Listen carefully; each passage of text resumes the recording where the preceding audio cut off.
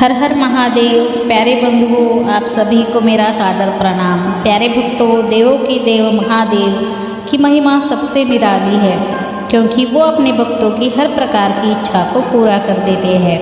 यदि कोई भक्त महादेव की थोड़ी भी भक्ति कर ले तो वो उसका परिणाम स्वयं देते हैं। प्रिय भक्तों, आज हम आपको भोलेनाथ का एक ऐसा मंत्र सुनाने वाले हैं जो आपके जीवन की सभी प्रकार की इच्छाओं को पूरा कर देगा। चाहे आप किसी भी परिस्थिति में हो या आपको धन की बहुत ज़्यादा आवश्यकता हो, तो यह मंत्र आपको इतना धनवान बना देगा कि सदा ही आपके घर में धन की कभी कोई कमी नहीं रहेगी और आपके घर में कभी भी किसी बीमारी या किसी ऐसा कोई दुख जो आपको अकारण ही आ जाए, वह कभी नहीं आएगा। इसलिए आपको इस चमत्कारी मंत्र का जाप प्रतिदिन 108 बार करना है। और यदि किसी कारण से आप इस मंत्र को जप नहीं कर सकते तो मात्र 108 बार इस मंत्र को आप अपने मोबाइल में चलाकर सुनिए। ऐसा करने से भी आप पर महादेव की कृपा अवश्य ही होगी। तो चलिए इस मंत्र की शुरुआत करते हैं। ओम तत्पुरुषाय विद्महे महादेवाय धीमहि तन्नो रुद्रः प्रचोदयात्। ओम तत्पुरुषाय विद्महे महादेवाय धीमहि तन्नो रुद्रः प्रचोदयात्। ओम तत्पुरुषाय विद्महे महादेवाय धीमहि तन्नो रुद्रः प्रचोदयात्। ओम तत्पुरुषाय विद्महे महादेवाय धीमहि तन्नो रुद्रः प्रचोदयात्। ओम तत्पुरुषाय विद्महे महादेवाय धीमहि तन्नो रुद्रः प्रचोदयात्। ओम तत्पुरुषाय विद्महे महादेवाय धीमहि तन्नो रुद्रः प्रचोदयात्। ओम तत्पुरुषाय विद्महे महादेवाय धीमहि तन्नो रुद्रः प्रचोदयात्। ओम तत्पुरुषाय विद्महे महादेवाय धीमहि तन्नो रुद्रः प्रचोदयात्। ओम तत्पुरुषाय विद्महे महादेवाय धीमहि तन्नो रुद्रः प्रचोदयात्।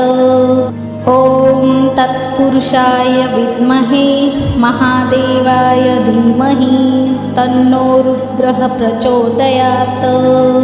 ओम तत्पुरुषाय विद्महे महादेवाय धीमहि तन्नो रुद्रः प्रचोदयात्। ओम तत्पुरुषाय विद्महे महादेवाय धीमहि तन्नो रुद्रः प्रचोदयात्। ओम तत्पुरुषाय विद्महे महादेवाय धीमहि तन्नो रुद्रः प्रचोदयात्।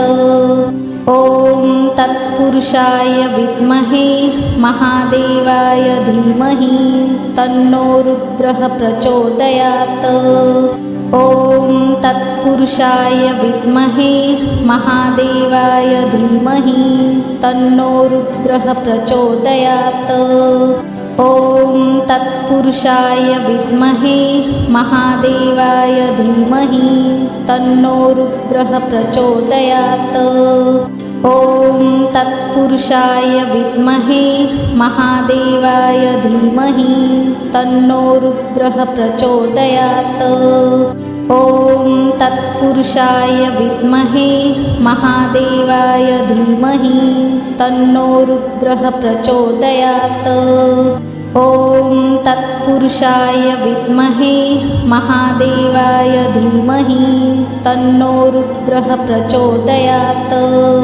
ओम तत्पुरुषाय विद्महे महादेवाय धीमहि तन्नो रुद्रः प्रचोदयात्। ओम तत्पुरुषाय विद्महे महादेवाय धीमहि तन्नो रुद्रः प्रचोदयात्। ओम तत्पुरुषाय विद्महे महादेवाय धीमहि तन्नो रुद्रः प्रचोदयात्। ॐ तत्पुरुषाय विद्महे महादेवाय धीमहि तन्नो रुद्रः प्रचोदयात्। ॐ तत्पुरुषाय विद्महे महादेवाय धीमहि तन्नो रुद्रः प्रचोदयात्। ॐ तत्पुरुषाय विद्महे महादेवाय धीमहि तन्नो रुद्रः प्रचोदयात्। ॐ तत्पुरुषाय विद्महे महादेवाय धीमहि तन्नो रुद्रः प्रचोदयात्। ॐ तत्पुरुषाय विद्महे महादेवाय धीमहि तन्नो रुद्रः प्रचोदयात्। ॐ तत्पुरुषाय विद्महे महादेवाय धीमहि तन्नो रुद्रः प्रचोदयात्। ॐ तत्पुरुषाय विद्महे महादेवाय धीमहि तन्नो रुद्रः प्रचोदयात्। ॐ तत्पुरुषाय विद्महे महादेवाय धीमहि तन्नो रुद्रः प्रचोदयात्। ॐ तत्पुरुषाय विद्महे महादेवाय धीमहि तन्नो रुद्रः प्रचोदयात्। ॐ तत्पुरुषाय विद्महे महादेवाय धीमहि तन्नो रुद्रः प्रचोदयात्। ॐ तत्पुरुषाय विद्महे महादेवाय धीमहि तन्नो रुद्रः प्रचोदयात्। ॐ तत्पुरुषाय विद्महे महादेवाय धीमहि तन्नो रुद्रः प्रचोदयात्। ॐ तत्पुरुषाय विद्महे महादेवाय धीमहि तन्नो रुद्रः प्रचोदयात्। ॐ तत्पुरुषाय विद्महे महादेवाय धीमहि तन्नो रुद्रः प्रचोदयात्।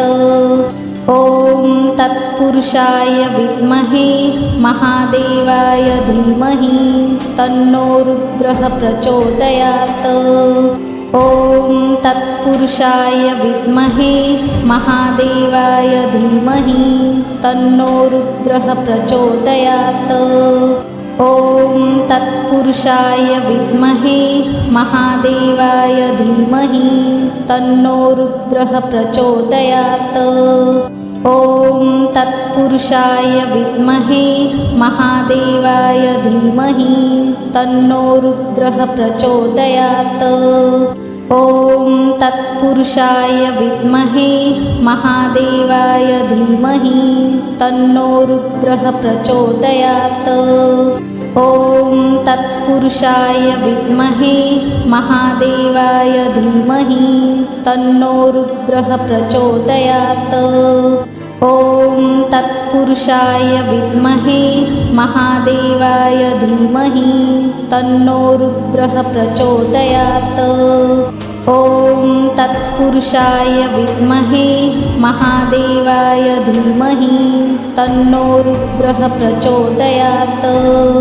ॐ तत्पुरुषाय विद्महे महादेवाय धीमहि तन्नो रुद्रः प्रचोदयात्। ॐ तत्पुरुषाय विद्महे महादेवाय धीमहि तन्नो रुद्रः प्रचोदयात्। ॐ तत्पुरुषाय विद्महे महादेवाय धीमहि तन्नो रुद्रः प्रचोदयात्। ॐ तत्पुरुषाय विद्महे महादेवाय धीमहि तन्नो रुद्रः प्रचोदयात्। ॐ तत्पुरुषाय विद्महे महादेवाय धीमहि तन्नो रुद्रः प्रचोदयात्। ॐ तत्पुरुषाय विद्महे महादेवाय धीमहि तन्नो रुद्रः प्रचोदयात्। ॐ तत्पुरुषाय विद्महे महादेवाय धीमहि तन्नो रुद्रः प्रचोदयात्। ॐ तत्पुरुषाय विद्महे महादेवाय धीमहि तन्नो रुद्रः प्रचोदयात्। ॐ तत्पुरुषाय विद्महे महादेवाय धीमहि तन्नो रुद्रः प्रचोदयात्। ॐ तत्पुरुषाय विद्महे महादेवाय धीमहि तन्नो रुद्रः प्रचोदयात्। ॐ तत्पुरुषाय विद्महे महादेवाय धीमहि तन्नो रुद्रः प्रचोदयात्। ॐ तत्पुरुषाय विद्महे महादेवाय धीमहि तन्नो रुद्रः प्रचोदयात्। ॐ तत्पुरुषाय विद्महे महादेवाय धीमहि तन्नो रुद्रः प्रचोदयात्। ॐ तत्पुरुषाय विद्महे महादेवाय धीमहि तन्नो रुद्रः प्रचोदयात्। ॐ तत्पुरुषाय विद्महे महादेवाय धीमहि तन्नो रुद्रः प्रचोदयात्। ॐ तत्पुरुषाय विद्महे महादेवाय धीमहि तन्नो रुद्रः प्रचोदयात्। ॐ तत्पुरुषाय विद्महे महादेवाय धीमहि तन्नो रुद्रः प्रचोदयात्। ॐ तत्पुरुषाय विद्महे महादेवाय धीमहि तन्नो रुद्रः प्रचोदयात्। ॐ तत्पुरुषाय विद्महे महादेवाय धीमहि तन्नो रुद्रः प्रचोदयात्। ॐ तत्पुरुषाय विद्महे महादेवाय धीमहि तन्नो रुद्रः प्रचोदयात्।